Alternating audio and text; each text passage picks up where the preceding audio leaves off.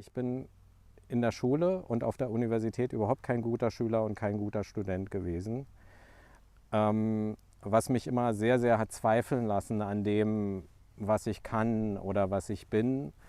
Und ich habe sehr, sehr spät realisiert, dass nicht ich der Fehler im System bin, sondern eventuell das System nicht so perfekt für mich ist. Ich will nicht sagen, dass das System fehlerhaft ist, aber ich würde sagen, dass das System nicht alle Talente abdeckt, die eigentlich da sind.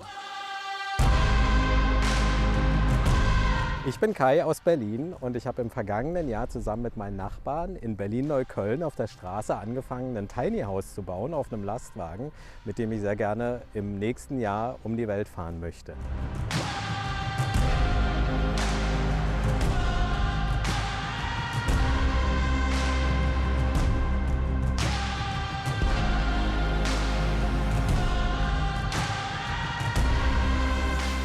Also das Fahrzeug ist ein Mitsubishi Canter. Heutzutage heißt er Fuso Canter und wird von Mercedes verkauft. Ich habe das Fahrzeug ausgewählt, weil es in 155 verschiedenen Ländern weltweit verkauft wurde und wird und ich es überall reparieren lassen kann.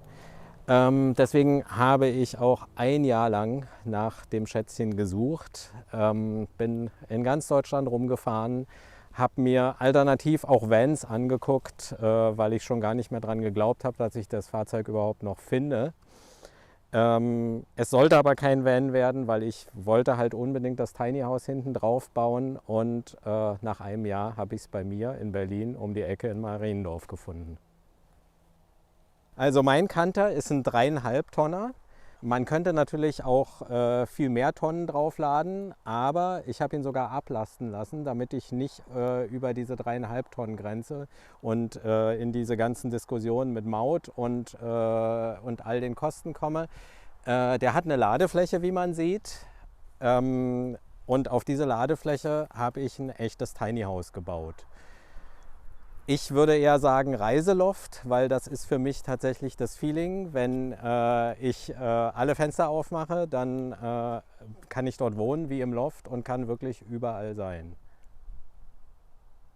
Das Tiny House hätte ich verbunden mit dem Fahrzeug nie so bauen dürfen, weil nach deutschen Gesetzen wären ganz viele Konstruktionen, die ich da verwendet habe, nicht erlaubt. Und deswegen habe ich herausgefunden, dass wenn ich es einfach als Ladung mitführe, dann darf ich machen, was ich will. Und deswegen sieht man auch, da sind zwei Festzogurte dabei, die in dieser Position, wie sie jetzt sind, nur 500 Kilo festzonen dürfen. Wenn man sie, ich glaube, in 40 Grad verwenden würde, dann dürften sie sogar 5 Tonnen tragen. Und ich könnte das Haus, also wenn das Auto irgendwann mal schlapp macht oder ich das Haus auf ein Boot stellen wollte, dann könnte ich es mit dem Gabelstapler einfach runternehmen. Das ist unten so konstruiert, dass man mit dem Gabelstapler drunter fahren kann und es von der Ladefläche abnehmen kann. Die Idee, die schwirrt mir eigentlich schon ganz lange im Kopf rum, aber gar nicht so als dieses Haus, sondern ich bin vor Corona, die Jahre davor, mit dem Motorrad durch Myanmar gereist und habe mir ganz, ganz viele Gedanken darüber gemacht, was man eigentlich braucht im Leben. Und das Ergebnis dieser Motorradreisen war eigentlich, dass ich ein Bett brauche. Und alles, was um dieses, also das Bett, das muss für mich sein, da darf auch niemand rein, der da nicht hingehört. Und das muss auch sicher sein. Und ich habe in einer Klosterschule gearbeitet, habe da unterrichtet und habe viele andere Klosterschulen auch besucht, um dort auch zu unterrichten. Und habe dort immer eine Schlafgelegenheit in einem Klassenzimmer bekommen. Und eines Nachts bin ich aufgewacht und ich lag mitten in der Ameisenstraße. Und da habe ich dann entschieden, okay, ich brauche ein Campingbett. Und im Rahmen meiner Arbeit, ich bin wirklich von Dorf zu Dorf gezogen, habe mit den Menschen dort gearbeitet, habe gelernt, ich habe unterrichtet habe ich mir dann überlegt, wie eigentlich eine festere Struktur aussehen müsste. Und dieser Mitsubishi Canter, den ich jetzt ja auch fahre, der ist dort das beliebteste Auto, um auch in den Dschungel zu fahren und um in wirklich abgelegene Gebiete zu kommen. Und dann habe ich mir überlegt, es wäre eigentlich cool, dort ein Haus auf so einem Lastwagen zu haben, das mit nachhaltigen Materialien gebaut ist, das mit lokalen Materialien gebaut ist. Das könnte eigentlich so eine Art Showcase sein für modernes Bauen in Myanmar, kollaboratives Bauen. Und als ich loslegen wollte mit dem Projekt, kam erst Corona und danach ein sehr, sehr grausamer Krieg, der immer noch anhält dort. Und dann habe ich entschieden, okay, wenn ich da jetzt das Haus nicht bauen kann, dann werde ich es hier bauen und werde vielleicht die Zeit nutzen, um da hinzufahren, weil das war so mein zweitliebster Traum, den ich hatte. Einmal die ganzen Länder besuchen, die auf dem Weg dorthin sind und eventuell das, was ich dort ausprobieren wollte, dann schon auf dem Weg zu testen. Ja, wie man sieht, hat das Haus auch ganz, ganz viele Schlösser. Der Grund ist einfach, dass ich es in Neukölln, in Berlin-Neukölln, zusammen mit meinen Nachbarn auf der Straße gebaut habe und auch 2 Einbrüche drin hatte auf meiner Baustelle und ja, die Baustelle dann sichern musste. Und es ist auch eine ganz gute Übung gewesen, weil ich mir über den Einbruchsschutz eigentlich gar nicht so viel Gedanken gemacht habe vorher und dann gezwungen war, darüber nachzudenken. Und mittlerweile meine Nachbarn bewachen das Haus auch, wenn es dort steht, aber nachts steht es halt dann doch alleine. Und naja, der Clou bei dem Ganzen war, dass diese Schlösser eigentlich normalerweise alle unterschiedliche Schlüssel haben. Und wenn man dann in der Praxis das Ding immer aufschließen muss, sucht man sich einen Wolf mit diesen Schlüsseln. Und dann habe ich vor 2 Monaten bei Hornbach gleichschließende Schlösser gefunden, die cool sind, weil ich quasi den gleichen Schlüssel für alle Schlösser verwenden kann. Aber es gab in jedem Hornbach nur 4, 5 von diesen Schlössern und so bin ich dann in ganz Berlin rumgefahren, habe alle Hornbachs abgegrast, geguckt, wo noch gleichschließende Teile davon da sind und hatte dann mit 200 € am Ende einen richtig komfortablen Zugang zu meinem Haus. Mein Vater kommt aus Myanmar. Ich bin in Berlin geboren. Ich bin also ein echter Berliner, einer der wenigen. Und ich hatte eigentlich in meiner Jugend, weil meine Eltern auch getrennt waren und ich mit meiner deutschen Mutter aufgewachsen bin, gar nicht so eine Beziehung zu dem Land. Die hat sich dann aber sehr, sehr eng gestaltet, als ich dann angefangen habe, da häufiger hinzufahren. Und ich habe vor ungefähr 15 Jahren angefangen, dort auch zu arbeiten, Projekte zu machen, Innovationsprojekte, Bildungsprojekte. Das war damals eine Zeit, da gab es so eine Art demokratisches Experiment im Land, das den Menschen viel, viel Freiheit gegeben hat, die sie vorher gar nicht so gewohnt waren. Und dieser Transformationsprozess von Diktatur zu etwas, was so ähnlich war wie eine Demokratie, das war ein unglaublicher Raum, in dem man gestalten konnte. Und ich hatte auch eine wahnsinnige Freiheit, dort zu arbeiten. So ist dann auch die Idee zu dem Haus entstanden. Also das ist hier der Eingang. Das ist auch der einzige Eingang, den das Haus hat.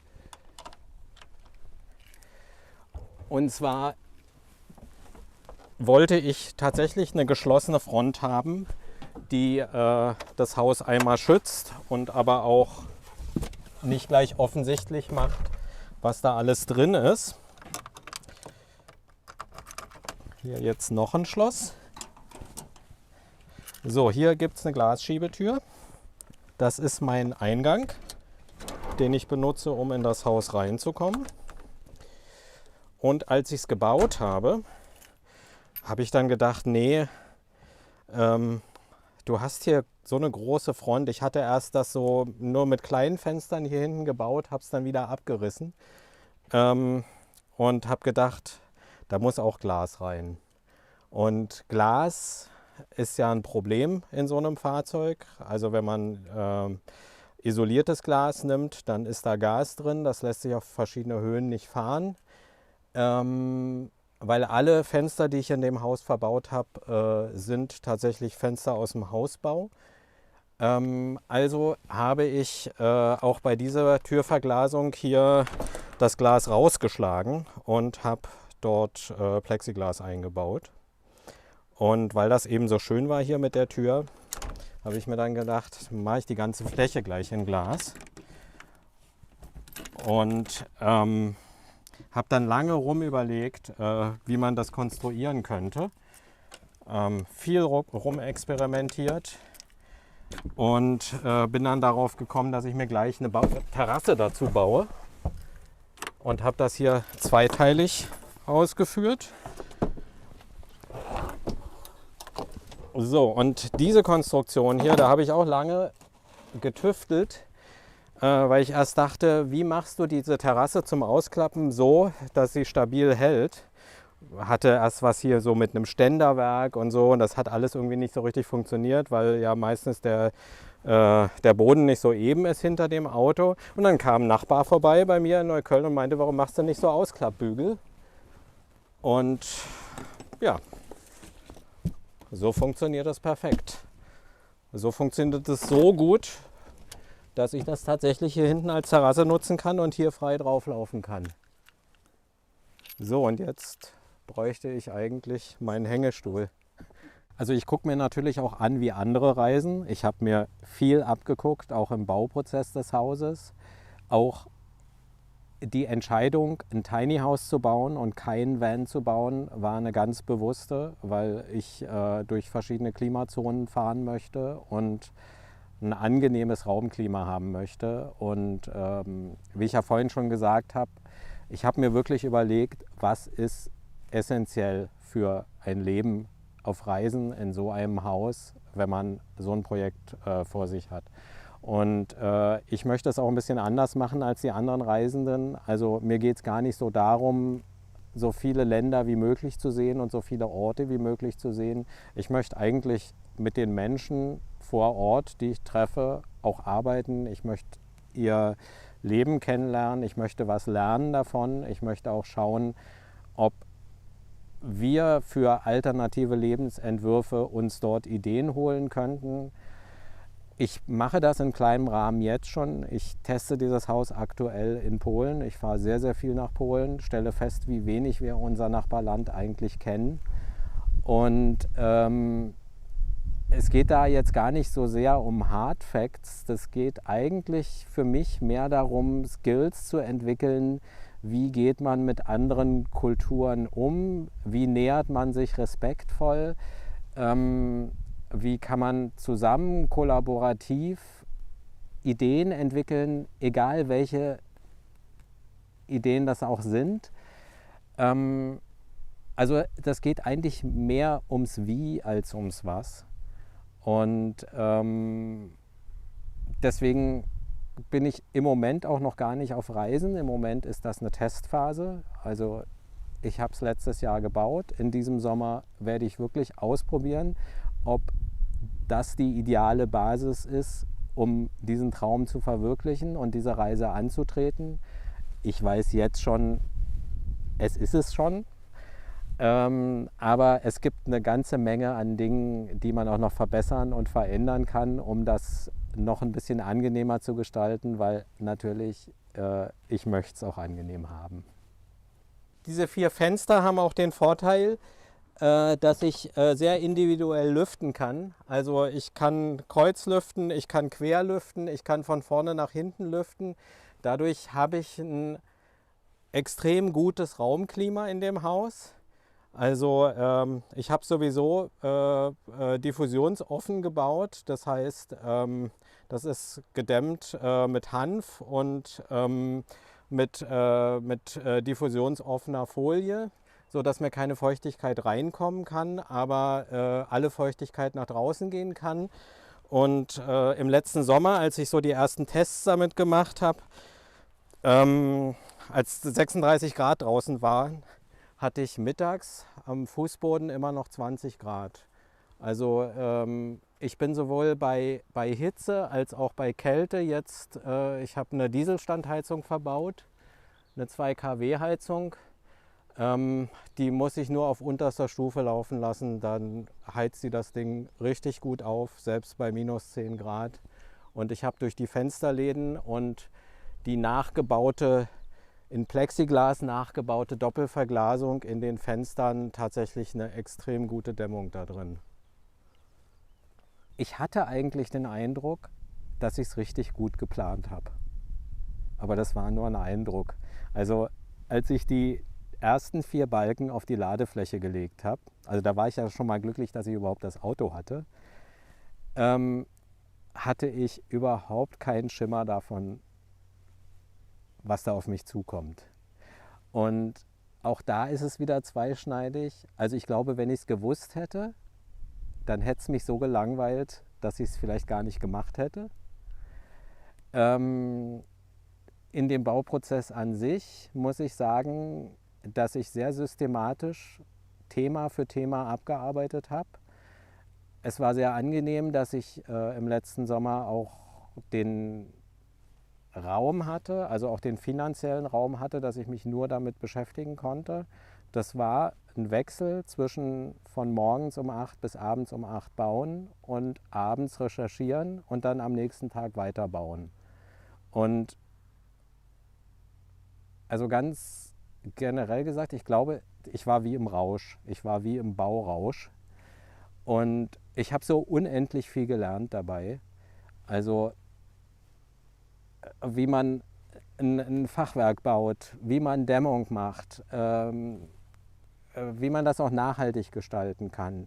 Ich habe mich sehr, sehr intensiv mit dem Gewicht von so einem Fahrzeug auseinandersetzen müssen, habe auch richtig Lehrgeld gezahlt, indem ich dann Dinge wieder abbauen musste, die nicht funktionierten.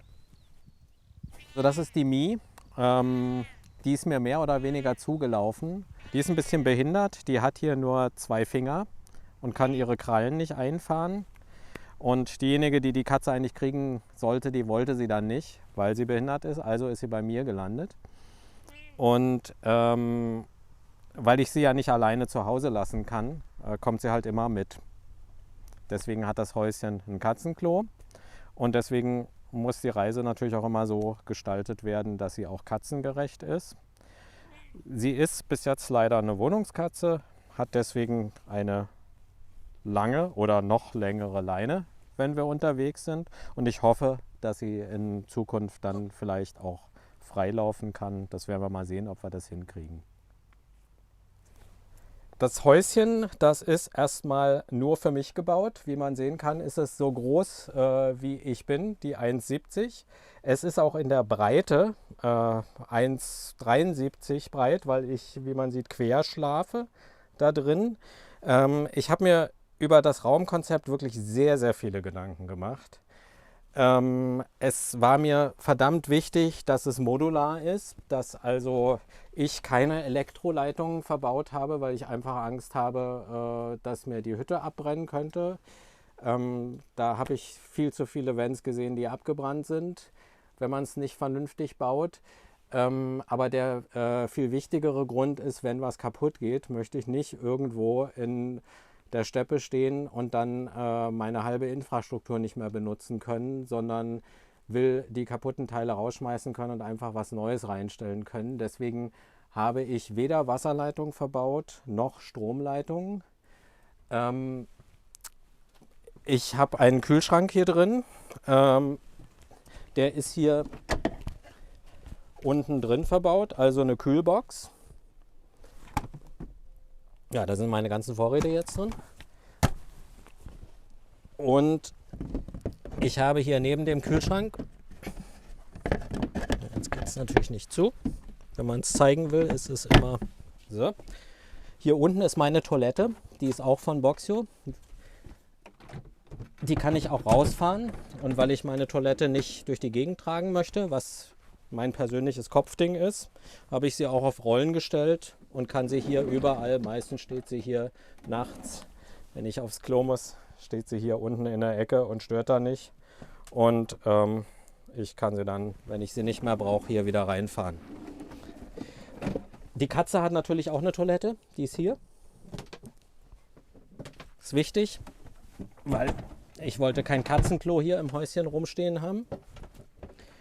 Und meine Elektrik, die besteht eigentlich nur aus einer großen Powerstation, die hier unten steht. Ich habe diese große Powerstation, das ist jetzt eine 1000er, glaube ich, oder 1024er. Ich habe diese große Powerstation und ich habe eine kleine Powerstation, weil ich gemerkt habe, im Winter, wenn die Sonne nicht so scheint und meine aufstellbaren Solarfelder keinen Ertrag bringen, dann muss ich mir irgendwie Strom organisieren können. Und deswegen habe ich mir eine kleine Powerstation noch besorgt und habe mir das so ausgefriemelt, dass ich quasi mit der kleinen Powerstation, die kann ich irgendwo aufladen, sogar per USB-C, wenn es sein muss, bei einem Schnellrestaurant, das alle kennen.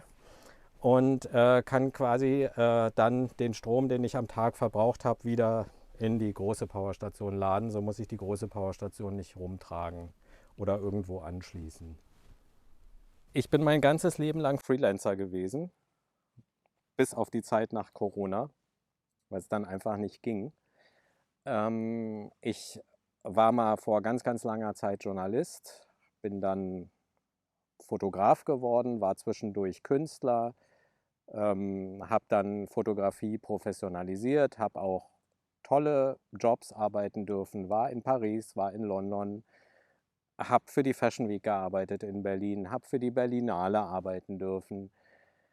Aber irgendwann habe ich gemerkt, dass wenn ich diese Atmosphären, diese Leute dann wirklich gut kannte, dass mir immer irgendwas gefehlt hat. Und ich muss dazu sagen, ich bin in der Schule und auf der Universität überhaupt kein guter Schüler und kein guter Student gewesen.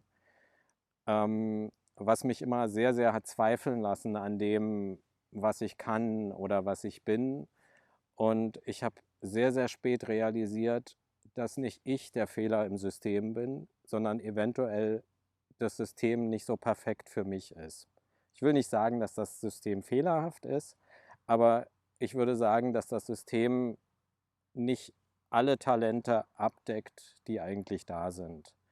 Und das hat dann dazu geführt, dass ich mich sehr, sehr viel mit Bildung beschäftigt habe, erst theoretisch. Bin dann in den Innovationsbereich gegangen, habe geguckt, was nennt man heutzutage Liquid Leadership bedeutet. Also hierarchiefreies Arbeiten, hierarchiefreies Lernen, auch Lernen auf verschiedenen Ebenen, gleichzeitig Lehrer und Schüler zu sein und diesen ganzen Rattenschwanz an Respekt und an, ja, wie soll ich sagen, das, was immer so sehr nach Anerkennung sucht, das mal einfach wegzulassen und einfach neugierig voranzugehen. Hatte dann das Glück, dass ich eben auch in Südostasien unterrichten konnte, dort eine ganz andere Herangehensweise an Bildung, an die Art, wie man miteinander umgeht, kennenlernen zu dürfen und da auch mittendrin sein zu dürfen. Und habe das dann immer hin und her getragen zwischen Südostasien und Berlin. Und das war eine verdammt interessante Zeit für mich, die im Grunde die Grundlage dafür gelegt hat, wie ich jetzt am Ende auch das fahrbare Tiny House gebaut habe. Also da das Häuschen ja in den nächsten Jahren wirklich mein Zuhause sein soll, ist es mir auch wichtig, dass es von der Gestaltung her auch mein Zuhause ist. Wie man sehen kann, hängen hier ganz viele Sachen aus Myanmar. Also beispielsweise meine Familie hier oben, meine Großeltern, die schon nicht mehr auf dieser Welt sind, aber auch viele Mitbringsel. Was mir auch wichtig war, wie man hier sehen kann, diese Filzpaneele, da habe ich ganz lange rumprobiert, weil es verdammt kalt war, wenn ich hier gesessen bin an den Wänden. Das Holz ist zwar schön, aber es ist wirklich kalt, wenn man dran lehnt. Und dann habe ich in Polen im Baumarkt diese Filzpaneele gefunden, die wirklich toll sind. Und was mir auch wichtig war beispielsweise ist die Holzdecke. Auch der Holzfußboden, den man jetzt nicht sehen kann. Ich habe bei all dem immer die Gewichtsfrage im Hinterkopf haben müssen, weil ich eben nicht über die 3,5 Tonnen für das Fahrzeug plus Haus kommen wollte. Und beispielsweise richtige Holzbodendielen, die ich unbedingt haben wollte, verdammt schwer sind. Letztendlich habe ich dann leichtes Bauholz genommen, habe das selber in Handarbeit geschliffen und geölt. Genau das gleiche habe ich hier mit der Decke auch gemacht. Das ist Sperrholz und geölt. Ich wollte einfach diesen natürlichen Eindruck hier in dem Raum haben. Ich wollte unbedingt eine Dusche hier drin haben. Aber bei diesen Platzverhältnissen, wie macht man das? Ich habe rumrecherchiert, rumgefragt, mir Videos angeguckt. Eine Duschkabine wollte ich nicht haben. Dann habe ich nach langem Suchen einen Duschsack in Spanien gefunden. Das ist das Teil hier. Den kann man auffalten.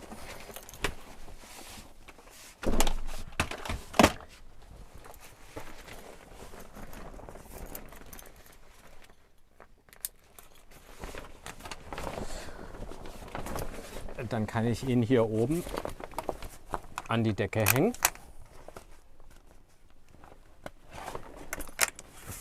Für hier vorne habe ich sogar Magneten an die Decke gemacht, damit ich die abnehmen kann.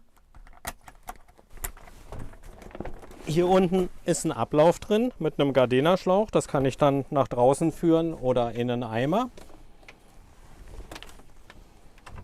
Für die Dusche selbst habe ich hier so eine Blumenspritze mit 3 Litern.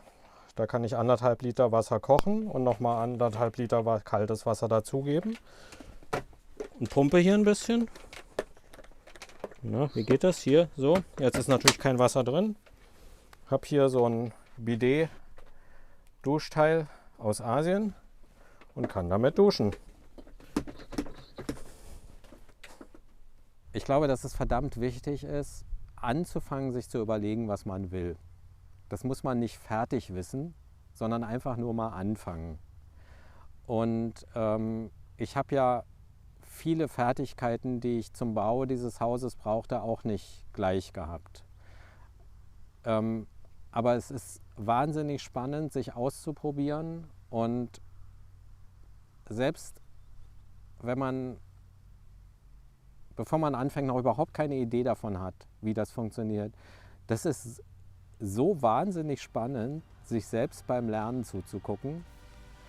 Und diesen Prozess zu durchlaufen. Und ich muss sagen, obwohl es da wirklich viele, viele Herausforderungen gab,